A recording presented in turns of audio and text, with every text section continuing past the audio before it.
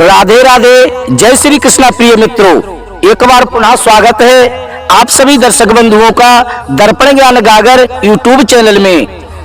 प्रिय मित्रों, आज हम फिर आपके समक्ष नई वीडियो नई जानकारी लेकर के उपस्थित हुए हैं। प्रिय मित्रों, आज की हमारी जो कहानी है, जो प्रसंग है, वह बहुत ही ज्ञानवर्धक व प्रेरणादायक है। इसलिए प्रिय दर्शक बंधुओं, वीडियो को आप पूरा देखा करें, क्योंकि हमारा जो वीडियो होता है वह बहुत ही ज्ञानवर्धक व प्रेरणादायक होता है। इसलिए प्रिय दर्शक बंधुओं, वीडियो के लिए पूरा अवश्य देखा करें ताकि आपको संपूर्ण जानकारी प्राप्त हो सके, क्योंकि अधूरा ज्ञान किसी भी काम का नहीं होता है। प्रिय मित्रों, आज की जो कहानी हम आपको सुनाने जा रहे हैं वह एक चिड़िया की कहानी है, और ये कहानी आपको आपके जीवन में बहुत सारी प्रेरणाएं प्रदान करेगी।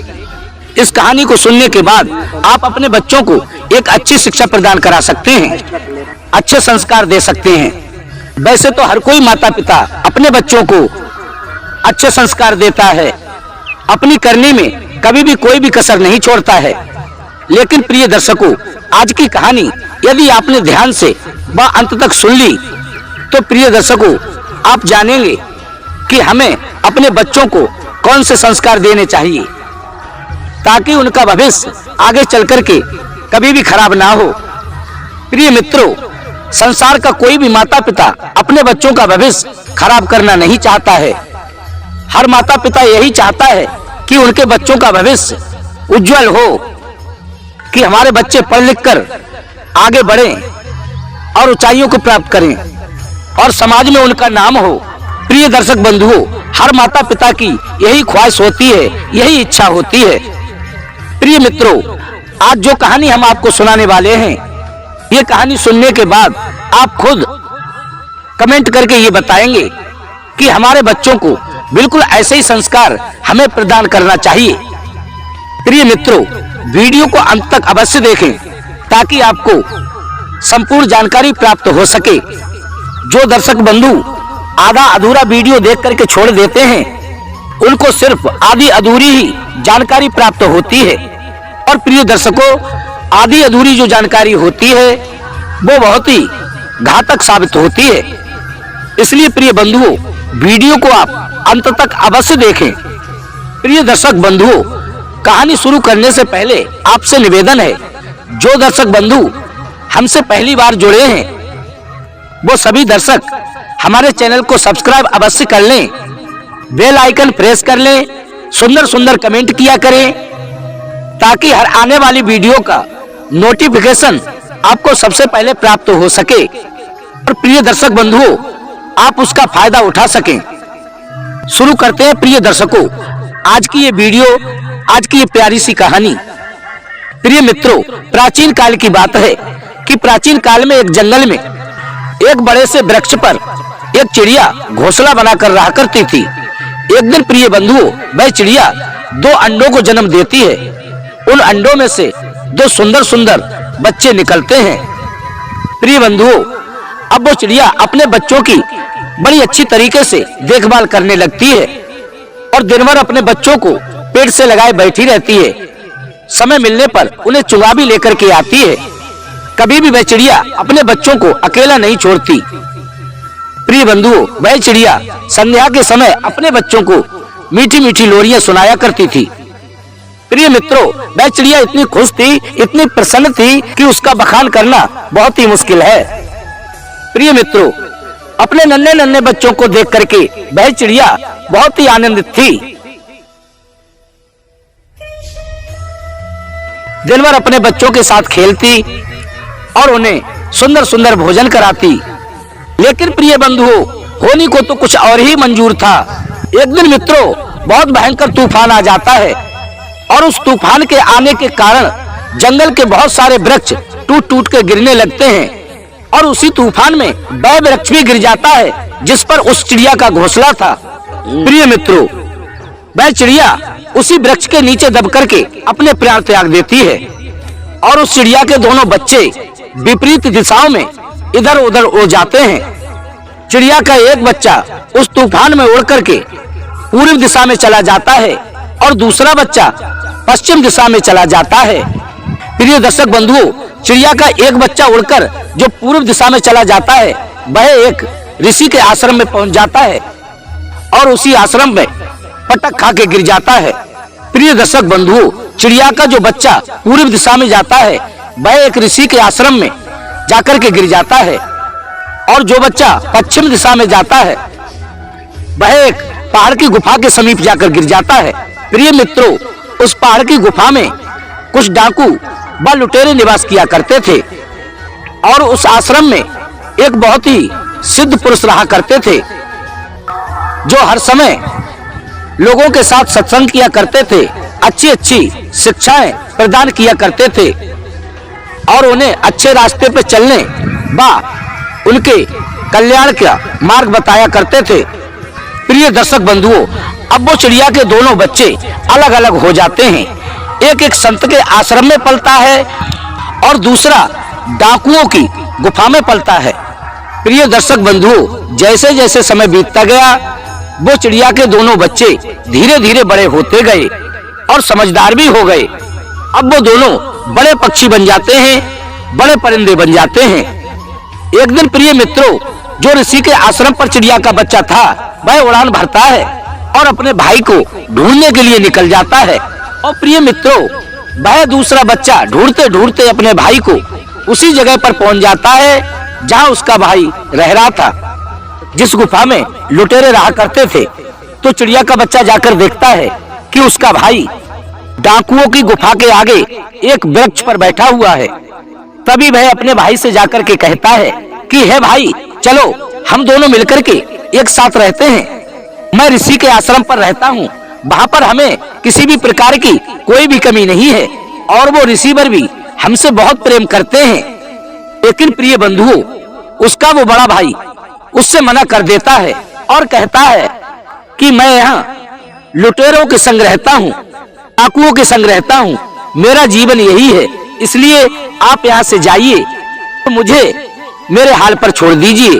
तब वो ऋषि के आश्रम में रहने वाला पक्षी उड़ करके अपने यथार्थ स्थान पर आ जाता है। प्रिय बंधुओं, कुछ समय बीतने के बाद एक राजा उसी जंगल में शिकार खेलने के लिए आता है और वह एक हिरण का पीछा करने लगता है। प्रिय मित्रों, हिरण का पीछा करते करते वह राजा घनघोर जंगल में पहुंच जाता है और वह रास्ता भटक जाता है। अब वह पूरे दिन जंगल में इधर उधर भटकता फिरता रहता है, लेकिन प्रिय बंधुओं, उस राजा को जंगल से निकलने का कहीं भी मार्ग नहीं मिलता है जिससे वो वापस जा सके। अब तो वो पूरे दिन जंगल में इधर से उधर फिरता रहता है, लेकिन उसको फिर भी कोई बाहर निकलने का मार्ग प्राप्त नहीं होता है। अंत में वह राजा उसी गुफा के समीप पहुंच जाता है जिसमें डाकू चोर लुटेरे रहा करते थे, और उसी गुफा के समीप एक वृक्ष के नीचे जाकर के बैठ जाता है और अपने घोड़े को भी वहीं पर बांध देता है। क्योंकि प्रिय दर्शक बंधुओं, वह राजा दिन भर भूखे प्यासे उस जंगल में भटकने के कारण बहुत थक चुका था, तो वो खुद भी आराम कर रहे थे और अपने घोड़े को भी आराम करा रहे थे। तभी उस चोरों की गुफा में से कुछ आवाजें आती हैं कि जल्दी करो, जल्दी करो, कोई हमें देख रहा है, कोई घोड़े वाला व्यक्ति हमें देख रहा है, जल्दी जल्दी सोने चांदी को अतिशीघ्र बांट लो और जाकर के उस घोड़े वाले व्यक्ति को पकड़ो, उसके पास जो कुछ भी है उसको लूट लो और उसको मार दो। प्रिय बंधुओं, ये आवाजें वह राजा सुनता है। तब राजा जिस वृक्ष के नीचे बैठा हुआ था, उस वृक्ष की ऊपर की ओर देखता है।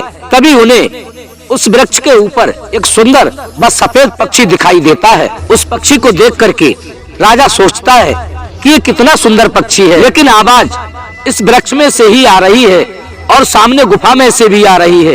यही बात अपने मन में सोच करके वह राजा डरने लगता है और अपने घोड़े पे सवार होकर के भागने लगता है। मित्रों, तब वह राजा दौड़ता हुआ भागता हुआ उस ऋषि के आश्रम पर आ जाता है और वह उस आश्रम पर आकर के एक वृक्ष के नीचे बैठ जाता है, क्योंकि भागते भागते वो राजा और उनका घोड़ा जख्मी हो चुका था और बहुत अधिक थक भी चुका था। तो वह राजा ऋषि के आश्रम को देखता है और सोचने लगता है, शायद ये किसी ऋषि का आश्रम है, मुझे अवश्य ही यहाँ रुक करके थोड़ा आराम करना चाहिए, क्योंकि मैं भी बहुत थक चुका हूँ और मेरा घोड़ा भी अत्यधिक थक चुका है। तो क्यों ना मैं यहाँ रुक करके थोड़ा आराम ही कर लूं। अपने मन में यही विचार करके वह राजा वहीं पर आराम करने लगता है। प्रिय बंधुओं, जैसे ही वह राजा आराम करने को बैठता है, तभी उस पेड़ के ऊपर से आवाज आती है कि स्वागत है राजा तुम्हारा, बहुत बहुत स्वागत है। आश्रम के अंदर जाइए। आश्रम के अंदर एक मटके में ठंडा पानी रखा है, उस पानी को पियो और विश्राम कीजिए। तभी सामने से वो रिसीवर भी आ जाते हैं। जब उस पक्षी की मीठी मीठी आवाज उस राजा के कानों में पड़ती है, तो वह मंत्रमुग्ध हो जाता है। प्रिय बंधु, तभी वह राजा इधर उधर देखने लगता है, आखिर ये इतनी मीठी आवाज आ कहां से रही है। तभी वह राजा जब अपनी नजर उठा करके वृक्ष के ऊपर देखता है, तो उसे एक पक्षी नजर आता है। तभी राजा अपने मन में सोचने लगता है कि मैंने जो पक्षी पहले देखा था, वैसा ही सुंदर पक्षी इस पेड़ के ऊपर बैठा हुआ है। तो उसको देखकर राजा सोचने लगता है कि कुछ देर पहले ये पक्षी गुफा के समीप जो वृक्ष खड़ा था, उस पर बैठा हुआ था, और अब वह पक्षी यहाँ पर आकर बैठ गया है। वह राजा अपने मन में यही सोच रहा था। तभी उस आश्रम के मालिक वो ऋषि महाराज वहाँ पर आ जाते हैं और राजा से कहते हैं कि हे मुसाफिर, आप बाहर क्यों बैठे हैं, अंदर आइए, स्वागत है आपका। आइए, आप आश्रम के अंदर आइए, थोड़ा विश्राम कर लीजिए, थोड़ा जलपान कर लीजिए। आप बहुत थके हुए नजर आ रहे हैं और अपने घोड़े को भी थोड़ा चारा पानी दे दीजिए, और तुम भी थोड़ा सा भोजन प्राप्त कर लो, ताकि तुम्हारे शरीर में थोड़ी शक्ति आ जाए। ठंडा पानी पीजिए और भोजन ग्रहण कीजिए। अब प्रिय बंधुओं, वह राजा उन ऋषि के साथ में भोजन करने के लिए आश्रम में चला जाता है। बड़े प्रेम से भोजन करता है और ठंडा ठंडा पानी पीता है और अपने घोड़े को भी दाना पानी खिलाता है। तभी वह राजा दोनों पक्षियों के बारे में उन ऋषि को बताता है। उन दोनों पक्षियों की कहानी ऋषि को सुनाता है और कहता है कि हे ऋषिवर, आपके आश्रम के बाहर जो पक्षी बैठा है, और वैसा ही पक्षी एक गुफा के आगे वृक्ष है, उस पर बैठा है। दोनों पक्षियों का राज क्या है, ये मुझे आप स्पष्ट बताइए। आपका वाला पक्षी बड़े प्रेम से बात करता है, कहता है आइए, आपका स्वागत है, ठंडा पानी पीजिए, भोजन ग्रहण कीजिए और विश्राम करिए। लेकिन दूसरा जो पक्षी है जो गुफा के बाहर बैठा है, वो पक्षी कहता है जल्दी करो, कोई हमें देख रहा है, मार दो, काट दो, लूट लो। वो इस तरह की बात करता है और गाली गलौज करता है। इन दोनों पक्षियों का राज क्या है, आप मुझे बताने की कृपा करें। तभी प्रिय मित्रों, वो रिसीवर राजा की बात को सुनकर के मंद मंद मुस्कुराने लगते हैं और राजा से कहते हैं कि राजन, ये दोनों पक्षी एक माँ की संतान हैं, दोनों भाई भाई हैं। लेकिन ये पक्षी एक ऋषि के आश्रम पर रहता है, और हमारे आश्रम पर जो भी व्यक्ति आता है या कोई राहगीर आता है, तो हम उसको बड़ा ही आदर भाव देते हैं। हम हर व्यक्ति से यही कहते हैं कि आइए, आपका स्वागत है, हमारे आश्रम में पधारिए, ठंडा जल पीजिए, विश्राम कीजिए, भोजन ग्रहण कीजिए। तो हमारी हर भाषा को ये पक्षी समझता है, और हमारी गैर मौजूदगी में जो भी व्यक्ति हमारे आश्रम पर आता है, उनसे हमारा पक्षी यही कहता है आइए, आपका स्वागत है, ठंडा पानी पीजिए, भोजन कीजिए, विश्राम कीजिए। जैसा हम कहते हैं वैसा ही हमारा ये पक्षी कहता है। और उधर जो गुफा के बाहर पक्षी बैठा हुआ है, वो इसी पक्षी का भाई है। वो पक्षी इन्हीं बातों को सुनता है जो वहां पर रह रहे चोर लुटेरे बात करते हैं। वो हर समय यही बात करते हैं कि जल्दी करो, घेर लो, पकड़ लो, लूट लो, जेवरों को बांट दो, मार दो, काट दो, यही बोलते रहते हैं। तो उन्हीं बातों को वह पक्षी ग्रहण कर लेता है। तो वहां पर जो भी व्यक्ति जाता है, उससे वह यही कहता है कि काट दो, लूट लो, मार लो, बांट लो, जल्दी करो, जल्दी करो, जो कि लुटेरे कहते रहते हैं। इसलिए दोनों की संगत अलग अलग है।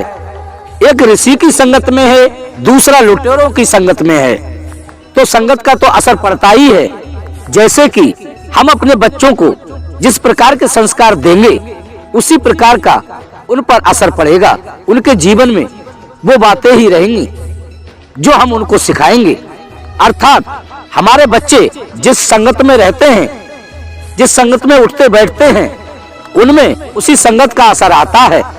यदि हमारे बच्चे किसी संगीतकार के साथ में उठते बैठते हैं तो वो जरूर ही संगीत सीखेंगे और एक ना एक दिन वो अच्छे कलाकार अवश्य ही बन जाएंगे।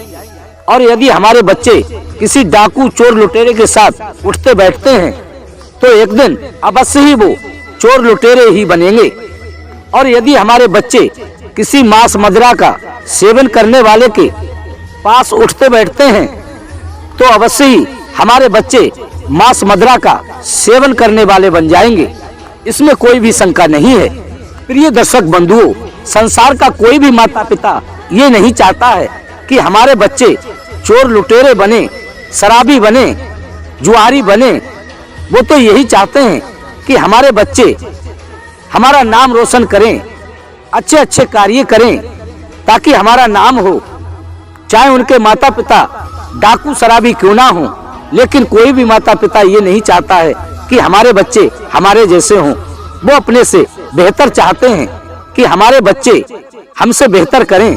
प्रिय दर्शक बंधुओं, मैं तो यही कहूँगा, कोई भी माता पिता ये नहीं कहेगा कि जैसे हीन कार्य हमने किए हैं वैसे हीन कार्य हमारी संतानें भी करें।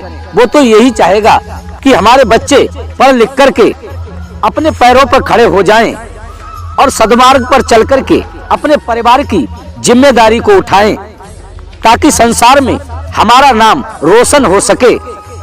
प्रिय दर्शक बंधुओं, सबसे पहली बात तो हमारी ये है कि अपने बच्चों का ये ध्यान रखें कि हमारे बच्चों का उठना बैठना किन लोगों के साथ है, कैसे लोगों के साथ है, कि उनके मित्र कैसे हैं, उनका चाल चलन कैसा है। प्रिय मित्रों, यदि आप अपने बच्चों के मित्रों के बारे में जानने में सक्षम हो गए तो आपके बच्चे भविष्य में कभी भी नहीं बिगड़ेंगे। प्रिय दर्शक बंधुओं, नंबर 2, इस बात का हमें विशेष ध्यान रखना है कि हमारे बच्चे कितने समय घर से बाहर गए हैं और कितने समय घर में अंदर आ रहे हैं। उनके समय व दिनचर्या पे हमें अवश्य ही ध्यान देना है, क्योंकि हमारे जीवन में समय का बहुत बड़ा महत्व है। जो समय निकल जाता है वो लौट करके कभी भी वापस नहीं आता है। जैसे कि मान लीजिए कहीं रेस हो रही है और 2 लड़के दौड़ रहे हैं। रेस में एक लड़का यदि 1 सेकंड पहले पहुंचा तो उसे स्वर्ण पदक मिलता है और दूसरा बच्चा अगर 1 सेकंड बाद पहुंचा तो उसे चांदी का सिक्का प्राप्त होता है। तो प्रिय बंधुओं, अब आप अवश्य समझ गए होंगे कि समय का मूल्य क्या है। इसलिए हमेशा अपने बच्चों को समय का मूल्य अवश्य ही समझाएं ताकि वो जीवन में बहुत आगे जा सकें। तो प्रिय दर्शक बंधुओं, कैसी लगी आज की हमारी ये कहानी? यदि अच्छी लगी हो तो प्रिय दर्शक बंधुओं, वीडियो को लाइक करें, अधिक से अधिक शेयर करें और सुंदर सुंदर कमेंट करें। हम फिर मिलेंगे आपको एक नई वीडियो के साथ प्रिय बंधुओं। इसी के साथ प्रिय मित्रों, राधे राधे, जय श्री कृष्णा।